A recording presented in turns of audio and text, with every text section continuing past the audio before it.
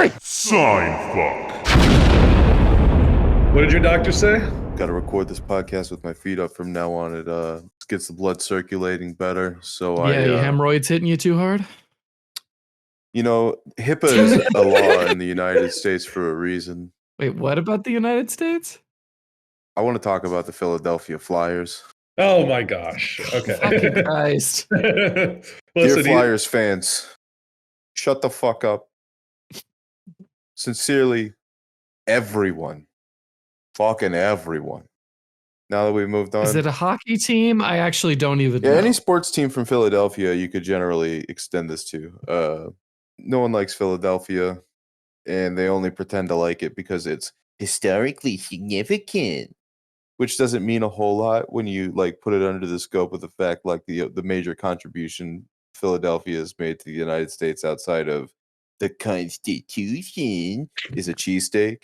And Rocky. And I was literally going to say, and Rocky, but obviously I've never seen a Rocky film. You've never seen Rocky? I've never seen Rocky. Is this going to be a Family Guy? It insists upon itself. It insists upon it. That's such the dumbest fucking thing. Have you seen Godfather? On that coin, have you seen Godfather? But yeah, I don't like Philadelphia fans. Just Damn it. Avoiding the question. Listen, I love that city. The city's great. It's an underrated city. I do find it. Apparently, it's a really good comedy city, which is kind of strange to me because I feel like if you make a bad joke in like an alley somewhere in Philly, someone's going to stab you. Listen, like, let's get this straight. Philadelphia, like, I don't want to put too much praise on them. Philadelphia is a city that has a statue of a fictional character named Rocky. I was going to say, how fucking weird is that? The boxer, where they had actually one of the greatest boxers of the last 100 years is from that city, Smokin' Joe Frazier. There's no fucking statue of Smokin' Joe, all right? Yeah. But there's a statue of, Sylvester Stallone. A fictional Stallone. White character. Yeah. My name's Rocky. Adrian, I read your first movie. This is just coming back to me. I think Hulk Hogan's popularity is due to what, Rocky 3? Because he was Thunder Lips or whatever in Rocky 3. Was he one of the other? You're talking about Mr. T or? No, I'm talking about. Are you talking about Dolph Lundgren? Dolph Lundgren was 4. Yeah, he is Thunder Lips. All right, so you have seen a Rocky movie. No, I just know a lot about wrestling. Wait, am I going crazy? I don't remember Hulk Hogan in Rocky 3. He was Thunder Lips. AKA the ultimate male, AKA the ultimate object of desire. He's got more nicknames than Shaq. He also previously wrestled under the name Macho Mountain. And he is accompanied by a trio of female models, which he calls his love slaves. Oh, that's very Hogan-esque. Yeah, this is the exhibition fight. I was really confused. Yeah. I'm just like, I thought Mr. T was the bad guy in Rocky 3. You know why they canceled Hulk Hogan? Because he's like, besides the alcoholism and the sex abuse and everything else. Yeah. Well, that's all fine and good. And whatever you do behind closed doors is your business. But no, it actually turns out he's a horrible racist. Yeah. What do you mean, yeah? Everyone knows Hulk Hogan is a racist. Okay, but when I asked you... He was literally caught using the N-word. That's why I asked you. Listen, Hulk Hogan is successfully stopped Gawker, all right? We got to put a little salt on it. You give a little take, a little give. Absolutely. No. I do find it really funny. Even though he was bankrolled by Peter Thiel, the other half of PayPal, which turns out was just the trifecta of evil. Like, who created that? Yeah, everyone who started PayPal sucks. Yeah, even the other guy, I think, is was it Brian Johnson, who's that guy, like multi-millionaire, almost billionaire, who's trying to like de-age himself. I don't know if you've seen that Doesn't guy. he use his like son's blood or something?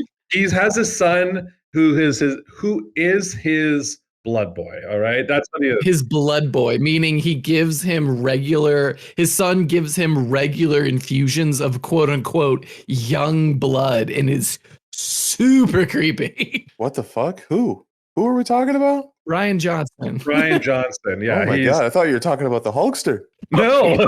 He's Blake, I need your DNA, brother. Like Hulk has like a bunch of his kids give him blood and he just gets younger and younger, but he also gets more and more racist. Yeah, so it's also he can go and fight Vince McMahon one last time. You know? Well, the thing with him is that with Hulk Hogan, it's like he's getting young blood, but it's all like for like Florida like street guys. Yeah. So it's just making him wrinklier. The meth gators.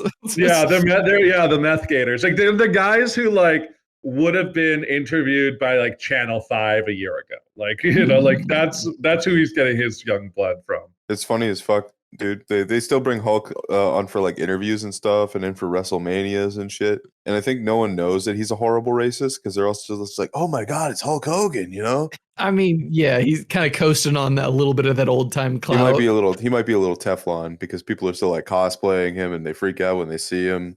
He did get booed at WrestleMania when he hosted like 2 years ago, but like that was in Florida, you know? I mean, yeah, but he's such a like an iconic character. It's hard to think of wrestling without thinking of Hulk Hogan, which is, kind of our fault. I think that everyone thinks of the Macho Man and they just confuse him for Hulk Hogan. Well, Macho Man's dead and Hulkster is still alive, so... Well, when you think of wrestling, you're just like, "Ooh, yeah, the Macho Man." You know, you're not let me tell you something, brother. You know, there's a distinct difference. Well, yeah, but Macho Man was also a much better person than Hulk Hogan as well. Nah, I wouldn't say that.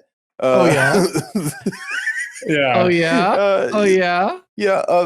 The Macho Man had severe schizophrenic paranoia, and that came from the business at the time. 80s wrestling was like the Wild West, and people were like literally killing each other over it. And that's the scene the Poffos grew up in. So Macho Man never trusted anyone. He's literally quoted as saying, like, yeah, I don't feel too good. That's just the way he talks, apparently. Yeah, I don't feel too good about it. I think that things are going too good for us, okay? Something bad's about to happen, yeah. So, wait. So you're saying his schizophrenia had him slip into his persona, and that was just who he was? 100% actor brain? He did a lot of cocaine, just like everyone else did at the time. And, he may have put security cameras in his female sex interest's home to monitor her at all times.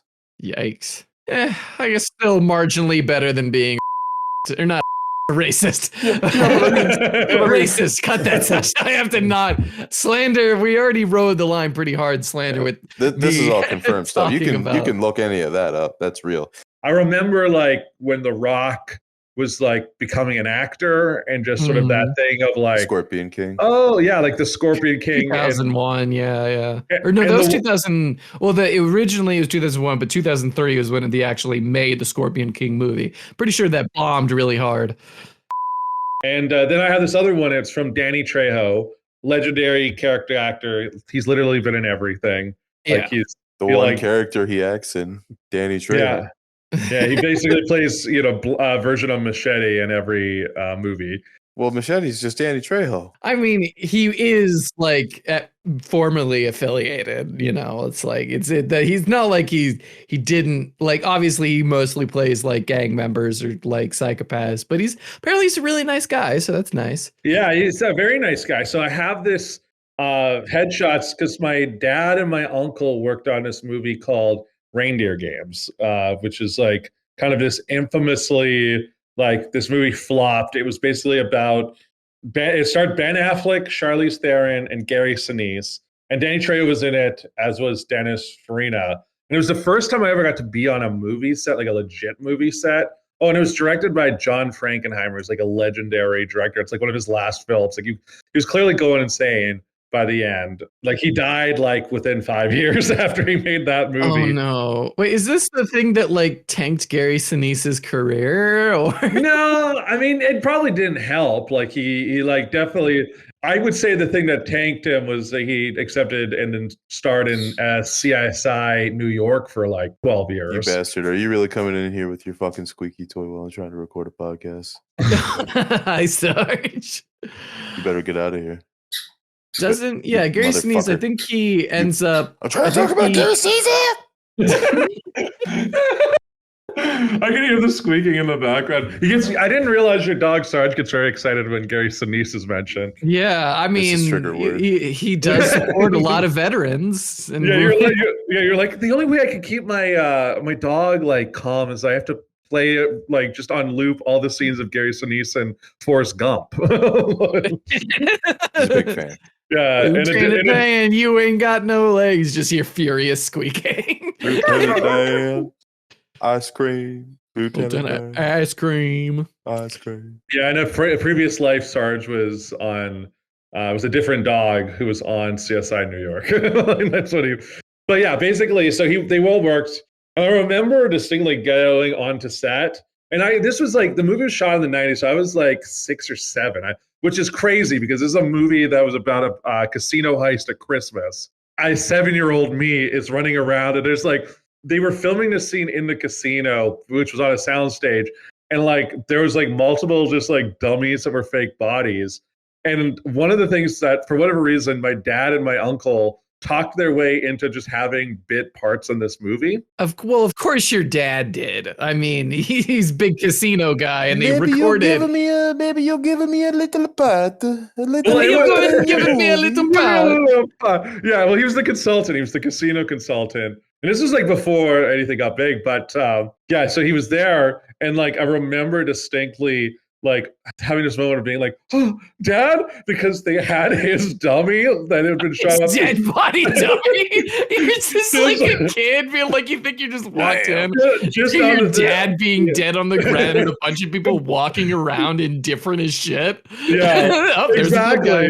And the thing was so funny was that I got to meet. I met Charlize Theron. Like this was like when I was a kid, so she was like super nice. I remember distinctly thinking like she was super nice. And I remember from the movie Congo, which was like that like gorilla movie. Yeah. That was one of her first big movies, like just before Monster and everything. And then I also remember distinctly getting Ben Affleck and Dennis Farina, who are totally different actors. Who like Ben Affleck's the young like hotshot actor on the rise. Did you mix them up? And Dennis Farina is like this kind of like older, like he's rest in peace, like character actor, like kind of like Joe Pesci style, like just like, he's one of those like old school actors who was like, yeah, I was like a truck driver for 20 years. And then I got into acting and became like a character actor. Yeah. There are not too many of those nowadays. Yeah. And that sucks. I think that's like kind of ruining movies on some level. It's like, we need like a renaissance on like older, like not like, yeah, older, but like character actors who have some life. Yeah, just normal ass people who decided to quit their jobs and become actors, like an Alan Rickman type guy. Yeah, Alan Rickman, like just like there's so many like where you're just like you can just tell when you see them. I'm like, oh, this guy like went through some stuff. He's got something, and like you can't do that when you're like 20 years old and you're being bankrolled by your family, and it doesn't matter how often you fail, but you'll still keep swinging back until you actually like have a successful movie, and all of a sudden you're a star. But what are you saying about the two of them? You got them mixed up? But I kept mixing them up, and so I would be like, oh, hey, like I think I remember walking around just calling Ben Affleck Dennis. Like I'd be like, hey Dennis, and he was not into that. He was like, this kid, like he was kind of a dick. Like he was the dick. But Dennis Farina, who I kept calling Ben, always was laughing. He was like, like he was just a nice guy. Like he knew like there was a kid. Like I think again, it's the surrealness of like this like casino. Like they had just shot this shootout scene, and now there's this me, like 7-year-old, like me, running around the set like a kid at the candy store. Just because your dad's a consultant. I mean, it'd be kind of fucking hilarious if you ran into Ben Affleck and he's just like, you bastard. I have this like memory of him, like they were filming something and I was standing behind like the cameras, or I was in a different room, and like I said something, and like I feel like it was him or maybe John Frankenheimer like shot me a look.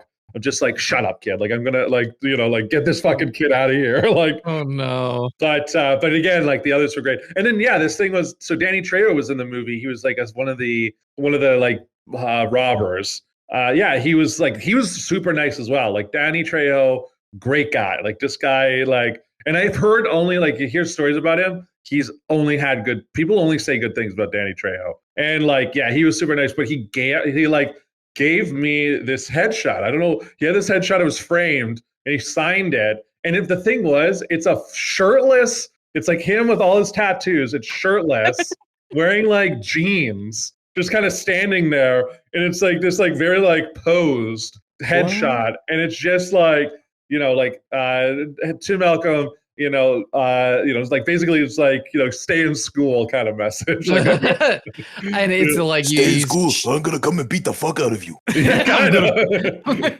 He's just like he's shirtless and he has all his gang tattoos. I think it's also like part of the reason for his success that he was just completely unbashful about like his tattoos and everything like that. Obviously, it's kind of how he got typecast. I did think we talked about this actually because whenever we brought up Trejo last time, I was like, oh yeah, Johnny 23 from Con Air. Yeah, that Johnny 23 from Con Air. Johnny 23. Michelle, he's like in everything. And he was at Tortuga and Breaking Bad. Yeah, like I mean, again, the whole thing with him is that he, like kind of Dennis Farina, just a guy who had some life experience who kind of ended up in movies, and like he's a star because of it, not in spite of it. And like I don't know, like that's the thing where again. We can have a whole conversation about what movies are missing, which is a lot. But yeah, it's one of those things where I'm just like, you don't get it. And like his character's name was Jumpy. Oh yeah, also I forgot Isaac Hayes was in the movie. I think I met him briefly, who played voice Chef. This is the synopsis. Voice Chef. Okay, I was about to say I had no idea who the fuck you were talking about. Hold on. Yeah, Isaac Hayes is in it. Here's the synopsis. Just released from prison, all Rudy Duncan in Ben Affleck wants is to start a new life with Ashley, Charlize Theron, the girl of his dreams, whom he met through pen pal letters in prison. But between them and happiness stands her crazy brother, Gabriel, Gary Sinise, and his motley crew. They spelled crew as in CRUE for some reason. Like of deadly criminals who think Rudy has some inside information about a casino where he once had a job. A casino Gabriel and his short fuse posse plan to take down. Doesn't even mention it's on Christmas. Really should do a watch along. That sounds like a good Christmas movie. I think it's implied that it's on Christmas because the movie is called Reindeer Games. Yeah, I guess. How old was Charlize Theron when this came out? I would assume she was in her 20s. Like she must have been in her prime. Charlize, damn. She just ages really well, also, so it's always hard to tell. You didn't try to get like a little cute kid grab at Charlize Theron? She was 25. 25. Yeah, so Charlize Theron, like her first movie is in 1996, which is That Thing You Do, which is the Tom Hanks movie. Like Tom Hanks is apparently the guy who discovered Charlize Theron. Really? Yeah, and so like, and then she like obviously she's like great actress, stunning as well. I think she probably was a model before. I don't know her backstory, but it's like she like I don't know. She's just making all these movies, but like this was one of those ones where she was like, "Oh, I'm going to be like the leading lady in this action crime drama," and it's just yeah. And for me, what's hilarious is so I can't give credit. This is like something I listened to on the podcast. How did this get made?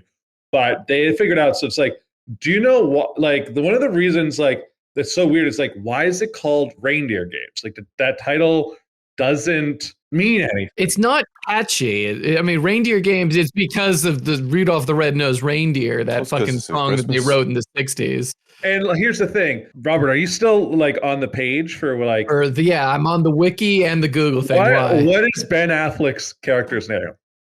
Santa. His character name is Rudy God fucking damn it, really? Yeah. Really? Yeah. That is the dumbest fucking thing I have ever heard. And my dad was basically like, in the years after that movie came out, he would just like sometimes like we would rewatch it like once every like 3 or 4 years, which is crazy that he started making me watch this movie when I was like such a small child. Like it's like because it's a crazy movie. Like the movie itself is like it's fun because it's like it's kind of so bad it's good. Like, it's just like a lot of things like don't make sense. They don't add up. This might actually end up having to be a watch along, and you can point out your dad when he makes his cameo. Oh, basically, there's like a twist in the whole thing that like makes no sense. Yeah, I just remember that like that's like one of the earliest memories of my life is being in this like on this set when I was very young. Just running around trying your best to ruin a movie.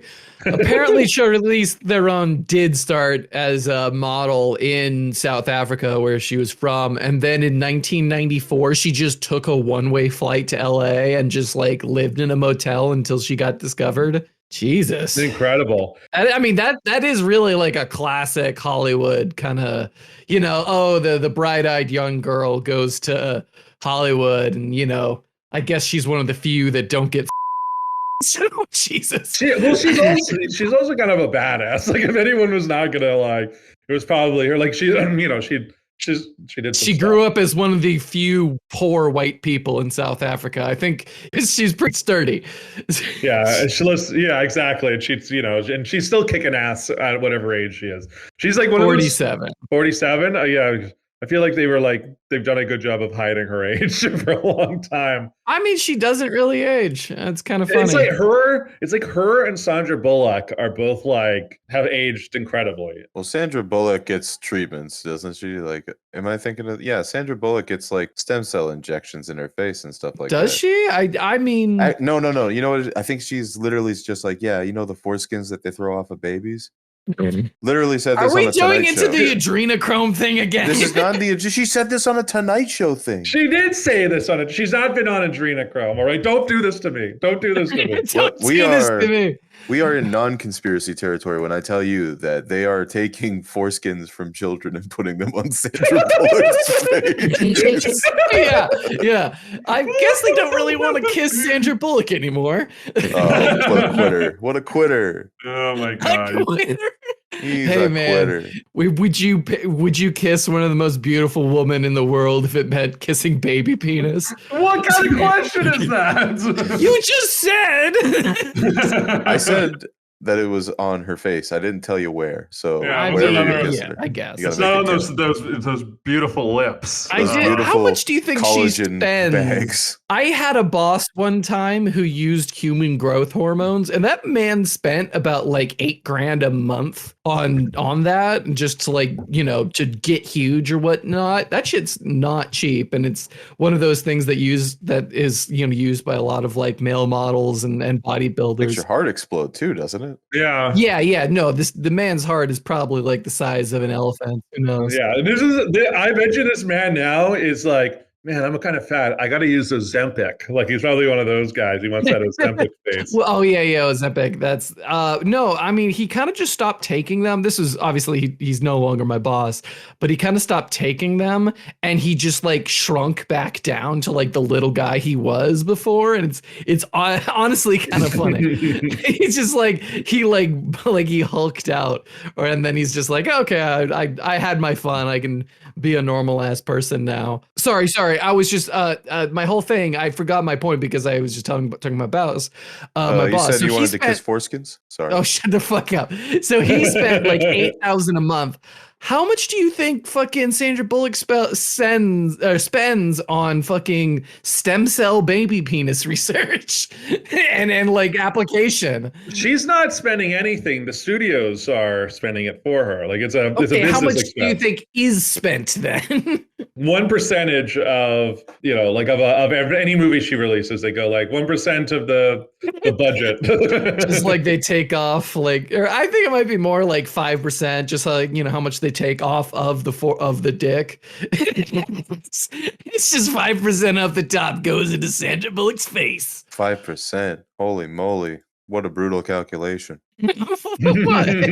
Great googly moogly. 5% of your dick? Well, I hope it's more like 1%, don't you? I mean, I guess, but it's like baby penis, I guess. I don't know. Don't put me on the spot on this. 5%'s a lot of penis. It's a lot of dick you're losing. I guess. I don't want to lose 2% of my dick at this point. Listen, he takes 5%. But it's I need every decimal point I can get. Take every decimal. So you're a joker is what you're telling me. Well, I actually have some weights around here and some very, very tight strings. We talked about jelking on the podcast. Yes. We must have. We've talked about jelking and about gooning, probably. Have we talked about gooning, Malcolm? I'm not sure if we've talked about gooning. I mean, it's a whole culture. I'm shuffling through my cards of funny things to talk about, and gooning's We've definitely talked about jelking, and we've definitely talked about soaking. Soaking, for sure. We definitely talked about soaking. Yeah. That was kind of a recent discussion. Yeah. Harper, why to the wonderful listeners at home, why don't you explain, as an expert in the subject, of course, why don't you explain what gooning is and what the lifestyle is all about? Well, the lifestyle isn't much of one. But so gooning is essentially like edging until you're edging as, how do I say this, is like without saying any derogatory language. I'm not sure. You edge in a way that is dehumanizing and puts you in a submissive position to pre-recorded pornography, and acknowledge that what you're doing is pathetic at the same time, while continuing to edge for an unspecified amount of time. And there's a lot of variables that go into your goon session. The goon sesh. Yes, the sesh, as they call it. What type of pornography, what type of genitalia is included in the pornography. I think you could technically classify Sissy Hypno as good material. That's a whole can of worms. That is a big can of worms we can't get into. What are you talking about? What is that? Malcolm is like the most ordinary porn diet of any of us. He has no idea what he's just like missionary. Bang, bing, bang, boom. I'm done. Yeah, select skin tone. It's white. Missionary. White, please. That kind of kid that was raised off of fucking cheddar cheese and mayonnaise sandwich. Yeah, don't forget cream of wheat. Whoa, dude, don't knock cream of wheat. I like cream of wheat. Everyone gotta like cream of. Hey, we want to hear from the Seinfuck universe. What do you think of cream of wheat? What is cream of wheat? Do you not have cream of wheat up in Canada? No, there is, but I feel like I've heard of it, but I don't actually know. It's a hot cereal. It's like a breakfast porridge deal. Yeah, it's like a porridge cereal sort of thing. Yeah, okay, I have definitely. There is cream of wheat up here. Let's not. Yeah, it's sweet. You put a little milk in it. You put some butter in after it's mixed up and thick. My mom used to put pepper in it, but that's just because I think it was like pepper grits in her mind. I'm not sure. She's from the South. Grits is what you put the pepper in. So wait, you put what kind of pepper? Like just some freshly ground black pepper? Or well, yeah, my mom put in pepper. I'm not sure if it's everyone. I think also a lot of people like to change it up and do their own little. It's a little bit like oatmeal in that kind of way. Yeah. Well, it gave her some pep in her step. Fuck off. I mean, back to gooning. Sissy Hypno, ball busting. Just think of it as like meditation, but with masturbation. Taking yourself to the point, like edging yourself to the point, edging being like masturbating or like pleasuring yourself to a point before you come. I like to think if you're watching the Seinfuck podcast, you know what edging is, right? Yeah, I hope. Listen, I know what edging is. So. I should hope so. Malcolm knows, so I think we're pretty safe. We have a stiff clientele here. A stiff clientele. Yeah, very stiff clientele. So yeah. Okay, fine. Yeah. And everything's we laughed at that. What do you do? Like, okay, fuck, let me do the fucking laugh. Anyway. Yeah, Robert's being a little sassy. You want to? I'm being a little bit sissy. I've been watching too much hypnosis. Yeah. What? Robert's on a 24/7 diet of Bambi sleep until he can put on the cat girl uniform I bought him for Christmas. Yeah, definitely. Kitten. Definitely. It's so dumb. Why don't you come outside, kitten? Oh my God. We're back to the kittens. Listen, if we're back to kittens, I got a segment for you two. Oh my God. Okay, what's your segment? Let's get into it. Listen, the segment is, we were initially supposed to be joined this week with our producer. He's going to do it. He's going to do it anyway. But the producer, Sasha, he couldn't make it this week. Last time he was here, we had a good segment called Shaq or IPA, which was a great segment, all-timer segment. Wink, amazing. Wink. I was laughing. The viewers were laughing. It was incredible. Probably the best one we ever did. Everyone's laughing, you know. And no one skipped that segment. And he couldn't. Yeah, no one skipped it. No rib uncracked in that segment. It was so good. Chuckles. Guffaws. Yeah. And he said he couldn't record today because his segment's not ready. All right. Yeah. What was the joke you made earlier? The Big Mac or Shaq or the fucking Shaq or fast food menu item. I'll take it one step further. As we record this week to date the podcast as I usually do. Yes. The TV show Succession, one of the best shows of the last 10 years, ended gloriously. Has had its finale, and so did Barry. But Barry also ended, and technically, this podcast will air, Ted Lasso will have also ended, as will have The Marvelous Miss Maisel, a show that I have never watched. Wait, Cecil, the season end or the series end? The series is ending. Really? Okay. Yeah. So here's my segment. This is a segment that's I totally didn't just come up with in the moment. Okay. This is this has been prepared. This has been weeks in the making. Months. Heavily prepared, vetted, workshopped since everything. We started. I've been asking people. I've been listeners. I'm like, hey, what is this? So here's the segment for you two. And we can go as long as we want, right? This could be an hour of content. Malcolm talking about his gooning. We can go as long as we want. We can, let's we can goon it up. Let's goon it up on the pod. Well, I haven't charged my JO crystal, and we're fucked. Okay, what's your segment? So the segment is Succession quote or something Shaq said. God damn it! No. I've never watched Succession. All right, boys, we're going to play a segment this week. It's called Shaq Session. The premise of the game is that I'm going to tell you a quote, and it's either going to be from the TV show Succession, or it's going to be something that Shaquille O'Neal said. Are you ready? No. Okay. Fuck no. Jesus. Are you just going to read out quotes from Succession? It's just that's all it's going to be. The ones that aren't Succession are the ones Shaq said. So. Yeah. So listen, this is a great segment. Don't shoot the messenger. The first quote is, "Pass me that ball." Yeah. They call me the floor general. No, that's not the. No. So the first one is, you don't hear much about syphilis these days. Very much this MySpace of STDs. That's got to be Succession. That's probably a Succession quote. Yeah. All right. Okay, let's keep going. The next one. It's like Israel Palestine, except harder and much more important. Shaq. That's I kind of want to say Shaq because it would be really funny, but I'm thinking Succession. Robert is right. It is Succession. Who does two Successions? You really are just going to read out a bunch of Succession quotes and ask them if they're Shaq. All right, keep going. Never worry about the problem. Always worry about the solution. Shaq. That's a Shaq one. Okay.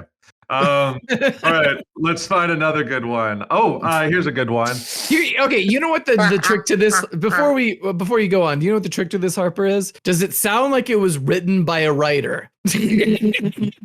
All right, here's one. A lot of Shaq stuff is pre-prepared. Yeah, but he doesn't have a ghostwriter. Go on. What's I wouldn't be so sure. All right. The next quote is, "I'm dumb, but I'm smart." That's Succession. It could be. That's a toss-up. I'm gonna say Shaq. Succession. Kid fucked. This is the worst segment. This is worse than. This is worse than. Here's another one. Here's another one. This is great. This is a great segment. Don't put that evil in that. Listen, this is you can make an argument that this is one of the best segments that's ever been produced. Okay. Just like I got some feedback about Sasha's segment. Love you to death there, bud. But so saith by one of my friends who listens to the podcast, he should have just ended at 5. All right, Here's let's cap it off here. Okay, here. Let me get a good. Malcolm said this could have gone on for hours. Can you imagine? Holy fuck! Well, I feel like if Sasha had his way, we would have talked about IPAs and shit for hours as well. Oh, I feel kind of bad now. We were really beating him up over this. No, he understands. all right. Here's a good one.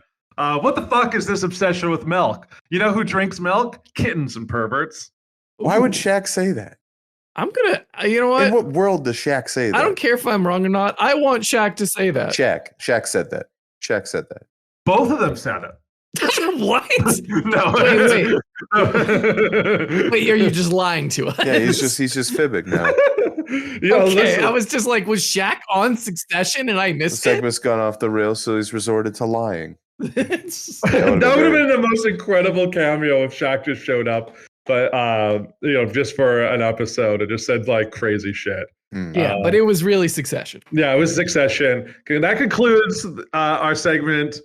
Succession or Shaq. Oh, thank you. I want to thank the sponsors, Frog and everything. Yes, thank you, Frog. Everywhere All at Once, the movie that came out about a year ago. Frog brings you such great segments as Succession or Shaq. What is getting released on 8-track or something? Can we redub this? Can we redub this segment Shaq Session so we can just say Sack Session, Malcolm, so we can dub over you saying Succession or Shaq quote? Okay, yeah, I can do that.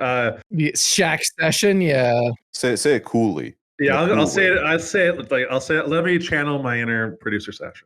Let's hear it. Hey guys! No, fuck off! Fuck off! Holy fuck! That is too mean. Sasha. He does not sound like he has a very nice voice. Producer Sasha has a better voice than all of us. Sasha, could you just do your impression of Malcolm here? Thank you. I'm Malcolm McLeod. His impression is going to be. I can get another quote, Succession quote. Ready to go? No. Let's talk. Let's take a second. No. Here's the quote I wanted to say. I forgot to say it, but I just wanted to add. Okay. I'm the eldest boy. Shaq. That's a Succession quote because it's whatever his name is. Yeah, it's Kendall. I'm not good at this one. It's not the one by. It's not Kieran Culkin's character. It's the other one. Yeah, Kendall, Jeremy Strong's. That one. The one who's like the crazy method actor. Did you read that story about how he like almost killed himself for method acting? Okay, hold on. I love it because Jeremy Strong is this method actor who's like goes like so into it, and it's like he gets so like lost in it. And then like Brian Cox, who's an incredible actor, he plays Logan Roy, like the dad, is like the opposite of that. He's just like, yeah, I'll just like hang out on set. I love telling jokes. And then he'll like, oh, action, and he'll just like do the scene, and then he'll transition completely. And since his character got he like made a lot of press earlier in the season. Like he was like doing all this interview stuff. And what was so funny was like him basically shitting on Jeremy Strong, who plays Kendall. Like the entire time he's like, I don't understand method actors. They're fucking weirdos. like when's the last time a method actor, him and Robert Pattinson both have said this, where they're like, when's the last time a method actor played a nice guy? Like it's always like, for method actors, they're always like assholes. Like they're like, you kind of have to. That's so true. Deranged psychopaths or like the mentally unwell. Like Christian Bale in every role that he's in. What will Christian Bale get into to play American Psycho? Yeah, he hung out with Wall Street guys, and everyone was just like, "Oh yeah, we love Patrick Bateman," and it's just like, "Yeah, you like the book, right?" What? No, we just like the character. Like we want to emulate him. I was literally about to say, can we talk about masculine role models these days and how like half of them are just Patrick Bateman? I mean, yeah, Patrick Bateman light, who doesn't quite into getting the axe. No, I mean literally Patrick Bateman. Like the TikTok Zoomers are really worshiping this guy. The Sigma male thing is especially frightening. Oh, that's to me. So fucking dumb. Because it's supposed to be a joke, but I don't think. I haven't talked about this on the podcast yet, but I feel like, but I have talked about it with you too off mic, and I feel like I have to bring this up. So I was invited by my mom, which is crazy to say when you find out what I was invited to. Oh yeah, I was invited by my mom to attend a Jordan Peterson speech with her.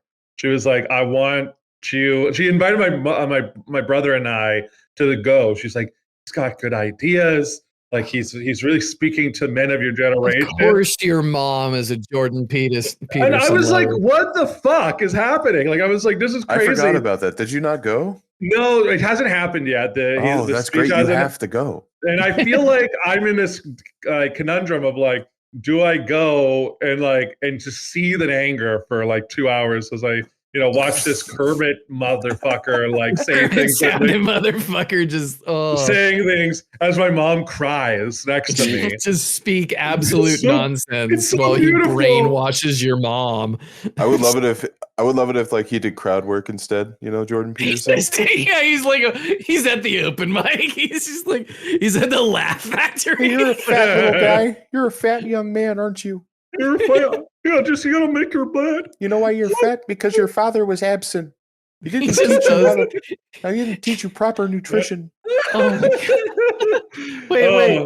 But here's the thing. I feel like the thing with both my brother and I had to sit down with our mom and be like, hey, we're not. We've had sex. You're not in still. You told her that you broke her heart. Yeah, what are you supposed to do when your mom's pressuring you to go buy tickets for her? Well, what is your mom gonna do? It's just like, but your purity, Malcolm.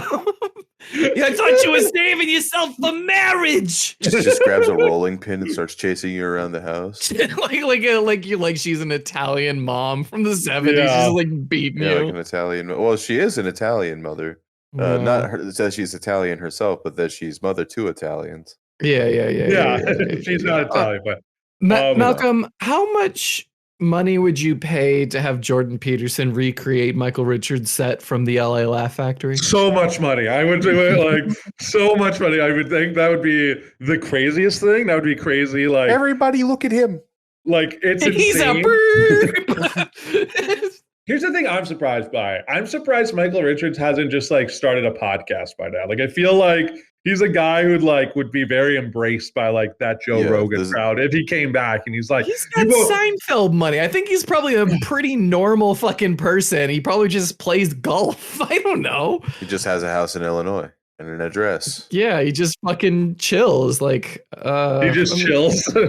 My favorite thing is that like all three famous men that are named Michael or Mike Richards have all fallen to scandals. I don't know if you've noticed this or not. I don't know that many Michael Richards. So there's three of them that are famous. So there's obviously the Michael Richards from Seinfeld, Kramer, who had like his infamous like downfall at the Laugh Factory. Yeah.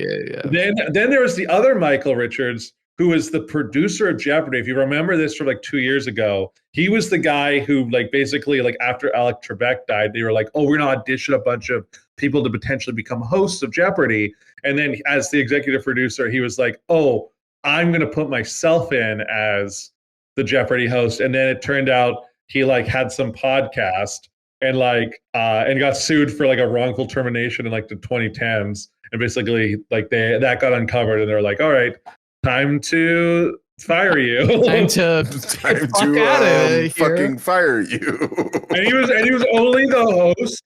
He was the permanent host for Jeopardy for like a week and a half. Like that's the thing. That's like severely like leveraged that role too. There were like initially two like quote unquote guest hosts that like hosted for Alex Trebek, and then he like booted off the other girl, and then so he was going to be the only one, and then he got fired. Basically, and then they were gonna he got fired from that, and I guess he was also an executive producer on Wheel of Fortune, and they got rid of him. And then the third one is a guy named Mike Richards, who was a hockey player who played 11 seasons in the NHL between the Philadelphia Flyers, LA Kings, and the Washington Capitals. And yeah, basically he had after he won the cup, it turned out this Michael Richards guy got very addicted to Oxycontin. Basically, he got caught by the RCMP, this Mike Richards, the hockey player, for smuggling Oxy between the U.S. and Canadian border, I'm like shocked. It's like if you he took our oxys up to Canada. Is that what I get? Yeah, that's what was happening. Like he was was completing the chain,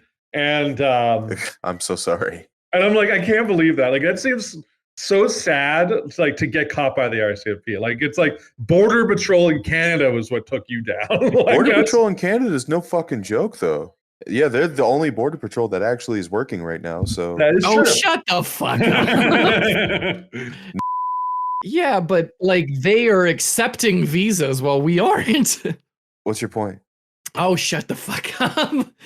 Anyway, it's not like this guy was this other Michael Richards wasn't Tim Allen. I'm not trying to make like a uber right-wing point when I say that Canada is harder to get into than the US. I'm telling you as an objective fact, it is easier to get into the US than it is to Canada. Ooh, I want to disagree with you, but I also don't actually know enough about immigration. But you don't have the facts and figures. You're just operating on emotions like a liberal. Oh, shut the fuck up. You're cutting all of this. I'm just kidding. I am a liberal. Why would I be mean about that? Oh, fuck off. Anyway, this guy isn't Tim Allen. He didn't get caught at the Mexican border with like 2 duffel bags of cocaine. Or actually, was he caught in an airport? I can't remember. But the fact that you get caught at the fucking Canadian border into America is quite insane. No, he was caught going like in Canada.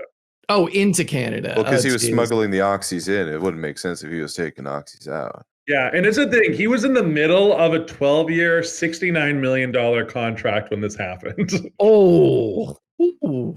With the Flyers? Yeah, I think he signed it. Yeah, with the Caps or the Flyers? I think he signed that contract with the Flyers, but then the Kings took it on when they traded him. So he was a part of the Kings? Yeah, remember he was on the Kings team that won the Stanley Cup. Under controversial circumstances. Where is this money coming from? I swear. Yeah, well, the Flyers definitely don't got it now. No. They don't got the cap space neither. Did you know that Michael Richards Kramer is a Freemason? Yeah. I assume that everyone in a position of wealth or importance is a Freemason at this point. Oh, I love your response to that. Yeah, of course. You didn't see his fucking big old ring? I didn't. No, I don't pay attention to whether or not people have Freemason rings. Fuck. That's when they're going to shake someone's hand, they have it turned inwards. That's true. God damn it. Wasn't it like a whole thing where they were just like, oh, in the Freemasons, you're not allowed to disclose the mysteries. And then like literal Freemasons were like, what the fuck are you guys talking about? Here's how all that shit works. No. I don't know. You can't talk about lodge business. I know because I knew a Freemason and he wouldn't tell me a damn thing. I feel like that's probably that guy just putting on airs. Like, I don't know. He had the card, he had the ring. I don't know what else you want me to tell you. We could go further. I'm not saying he's not a real Freemason, but I feel like a lot of them probably try to feel a little special by just being like, oh, I can't tell you what we do. When you can read it all on Wikipedia, but we can't tell you. Look, I get that it's more exciting for you to demystify things here. But what if I told you that in that Tempe lodge, that Phoenix lodge, the lodge number 1 as it so hails, there's a bunch of old men wearing purple suits, eating tacos on Tuesdays, and you would never know. Wait, why would I care? Well, I wasn't asking if you cared. I'm sorry. Oh, okay. But I would never know. Yeah, you wouldn't know is the whole. So it's like a sort of Pandora's box. It's like so I got a segment. Okay, well, we have a new response on the Ask Seinfuck Anything crew. We encourage our listeners to submit whenever they can. You can find it on our Twitter and our Instagram. Jesus, and I'll resubmit the form on there just so you have a reason. If you follow us on Twitter, Instagram, make sure that you guys know about it. But so this is a response from a user who'd like to be called Dr. Fucknuts. Sexy. Thank you, Doctor. Good evening, Doctor. Thank you, Doctor, for your service. Good morning, whenever you're for listening. Your service. You're so brave. I know you were elbow deep in that patient, and I don't mean in their chest cavity or in a clinical way. Yeah, you were deep in that orifice, and thank you. Yeah. Bass was playing anyway. So here's what. Hey guys, what was the song suggestion? Oh, the song suggestion is literally just the Space Jam theme song. Oh, by Quad City DJs. Yeah. Let's do a good impression of it now. Malcolm, can you do the bass line? No, I actually don't remember the song. I'm blanking on the song. It's come on and slam and welcome to the jam. Hey, what you gonna do? No, no, no. Hey, what you gonna do? Again, Robert, you sang that as if you knew you were gonna forget the lyrics. Exactly. I mean, yeah, because I don't know all the lyrics to the Space Jam theme song. Thank you very much. I'm not. I Who is fucking this don't. guy? Who let him on I the feel like I pass? would be a little impressed with myself if I knew all the words to the Space Jam theme song. Let me teach him to you. I'll teach him to you right now. Ready? Oh yeah. Let's Come go. on and slam. And welcome to the jam. Come on and slam. If you want to jam. Oh yeah, Hey, see that's what you gonna got me. do? Nah, nah, nah. Hey, you, what you gonna do? Hey. You're reading it like you're a poet, or you're reading like I read the fucking poetry about cats the other day. Yeah, I read the same. Can we get the same effects for when I read Wycliffe Jean here, please? No. Let's get to this All right, go ahead. user's question, the listener's question. Yeah. Okay, their question is, hey guys, what are your favorite sitcoms? Oh, that's a great question. Favorite sitcom. Favorite sitcom. Why don't you start us out, Malcolm, since you like the question so much? Yeah, I think I feel like right now, like a couple of them that like stick out to me. I'm not going to include animated stuff. That's like a different question, but that's not really so much a sitcom. That's just an animated thing. Yeah, I grew up on a very healthy, steady diet of. I watch a lot of King of Queens. I've seen every episode of that show. So your dad wasn't around that much. No, my dad was in the other room doing big business. Big business. Big big business and shaking hands with Russian oligarchs. Yeah, I know. Making more casinos. Yeah, he was busy, consulting on the movies. And them pictures. Malcolm, my beautiful son, Malcolm, why do you watch this crap? Why do you watch the King of Queens? Yeah. What are you talking about? What are you talking about? King of Queens is very underrated. It's a very solid sitcom. Good laughs. It's not. What are you talking about? Jerry Stiller's great in it. Jerry Stiller's great. It is not a funny sitcom in the slightest. Patton Oswalt's also really good in it. Well, Patton Oswalt is in every sitcom from that era. If it's not a regular cameo, he's like guest appearances. Yeah, he's a regular. It's one of his first steady jobs. Just as he was on his trajectory of being in everything. So he was great. I think I love that show. Like, it has a special place in my heart. It's more nostalgic. Like, I have a feeling if I go back and watch it, I'd be like, Fair. What is the actual premise of King of Queens? Because I've never seen an episode. Yeah, the King of Queens is a UPS driver in Queens, New York. Yeah, and that's it. That's it. And his dad and his father-in-law, played by Jerry Stiller, lives in the basement. Is up to shenanigans. Oh, okay. So everyone watched Jerry Stiller because he was in Seinfeld, and Seinfeld's over, so watch this. He's the reason to watch it. Like, Jerry Stiller is the reason to go watch that show. Yeah. I like that show a lot. Is it the guy from? Is the main guy the guy from Paul Blart Mall Cop, or is that someone else? It's Kevin James. Kevin James. Yeah. Leah Remini, I think that's how you pronounce her last name. Leah Remini. Yeah. Yeah, she's the queen, the Queen of Queens, and yeah, I like that. I really like that show. It's a very thin premise, but yeah, I'm sure it's enjoyable. It's good. It's not my favorite, but it's good. Most sitcoms do have a thin premise. It's all about the characters and kind of getting them in new situations. Yeah, absolutely. I guess. I'm also only doing this list for multicams. I'm not counting single cams. So the other two multicams that I loved growing up, How I Met Your Mother, except for that final season, which is god awful. It wasn't all that. It was pretty bad, but it wasn't that bad. I've never liked How I Met Your Mother. Yeah. Well, it's the whole season takes place at the lead up to the wedding, and then the twist at the end of the final episode, where they clearly shot it in season 3, and then realized the show had moved past it, but then they got stuck wanting to stick to that ending, and I wish they had just kind of moved away from it. That ending sucked, yeah, but I mean, it ended sucked, but I think there was a lot of great moments. There's a lot of good episodes in that season too. So yeah, I guess that is true. There are it's just that formatting wise, I thought it was format, yeah, sure. It didn't work the way I would have liked, especially for a final season of a show. But I mean, I don't know. I grew up loving that show. Like, I'm a huge fan of Jason Segel. Like, he made that show for me. Yeah, Jason Segel is the surprise hit of that fucking show for me. I mean, obviously everyone likes Doogie Howser. What's his fucking name? Barney? Neil Patrick Harris. Neil Patrick Harris. Neil Patrick Harris was, Kobe Smulders, excellent. Playing the opposite person of who he is. Yeah. I thought he was Jimmy Fallon. Really? Yeah, I thought Ted was Jimmy Fallon for the longest time. It really could that is really funny. Yeah. In a different world, Jimmy Fallon, like, and there's an alternate reality where Jimmy Fallon played Barney Stinson, and it makes a lot of sense. It's just Evil Ted. You kind of talking about. It's just Evil Ted running around there going like, "Suit up." They're like laughing at the camera. He's just slapping tables and laughing. That's how he gets all the women by slapping tables. He's just slapping them. What? I mean, that is not how that works. No. Well, but no. That's what I mean. Okay, Robert, what's your favorite sitcom? Yeah, and then sorry, I didn't finish. The third one that I love. It is your favorite sitcom, your not your top fucking five. I feel like there's a lot, and the third one is like the more obscure one. It didn't like run for a very long time, but the George Lopez show? No, it wasn't the George Lopez show. But there was a show called it was the Norm Macdonald sitcom Norm.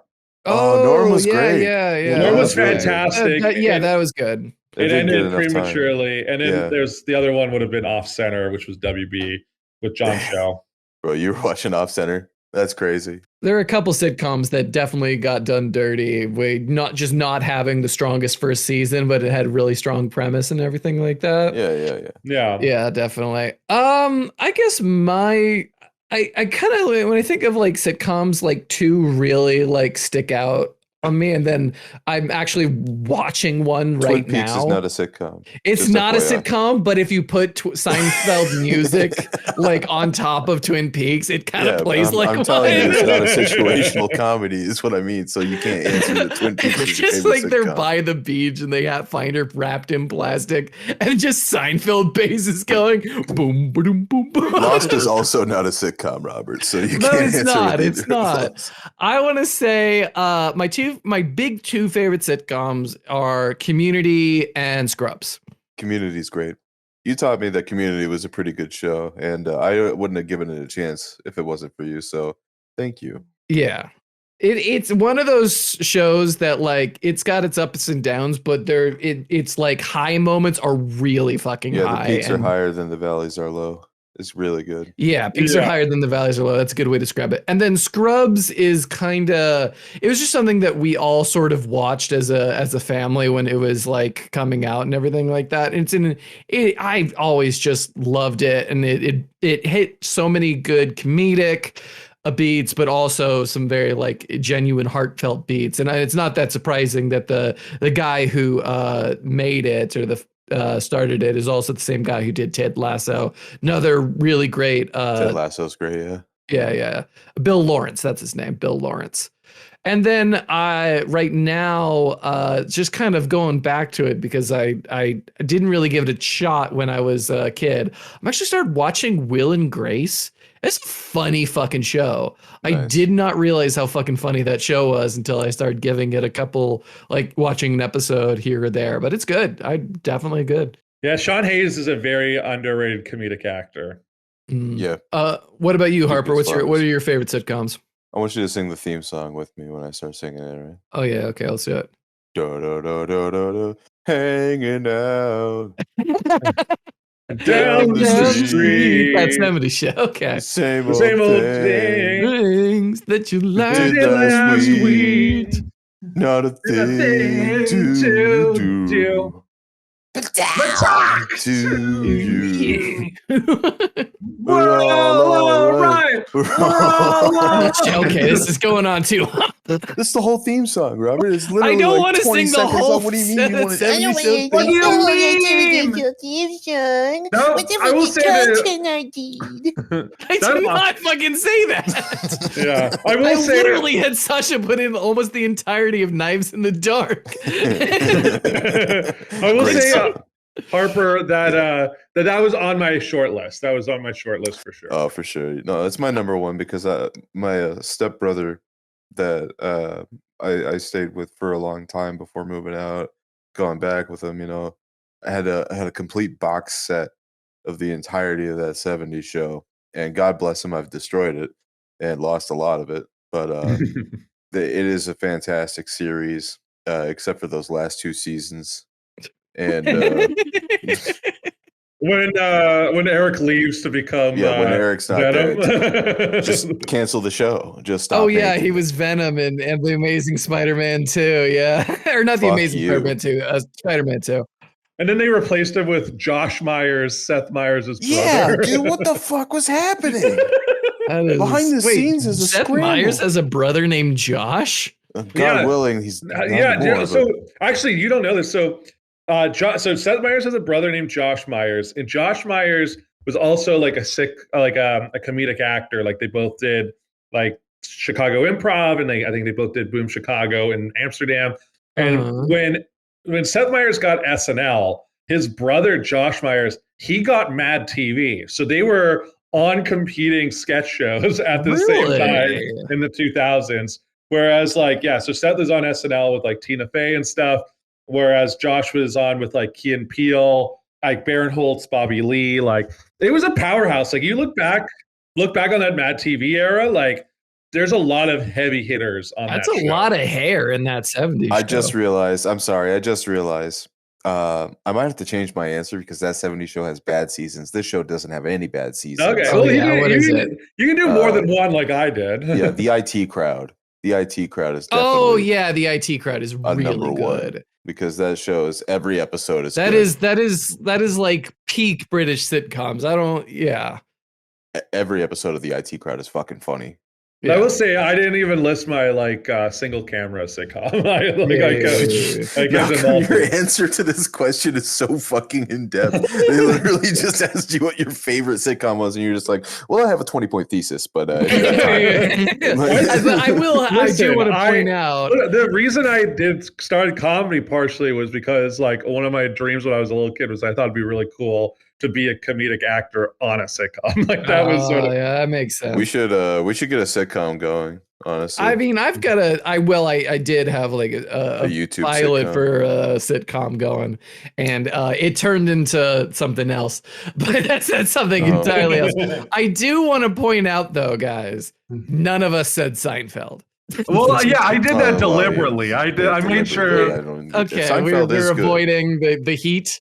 Yeah. Well, I mean, it's called. This is a different podcast. We are a different brain. Yeah, we just have a buddy named Seinfuck. We just, of course, and we're honoring his memory. But, exactly. Rest in peace, Jerry Seinfuck. Just to make this clear, all of our episodes that begin with Jerry, as if we are addressing Jerry Seinfeld, are an in-joke referring to our friend Jerry Longiston. God rest his soul. He's the one who pitched us the name. Terrible snowmobile accident. Terrible snowmobile accident. There wasn't any snow. Cut the ball. That's a good end.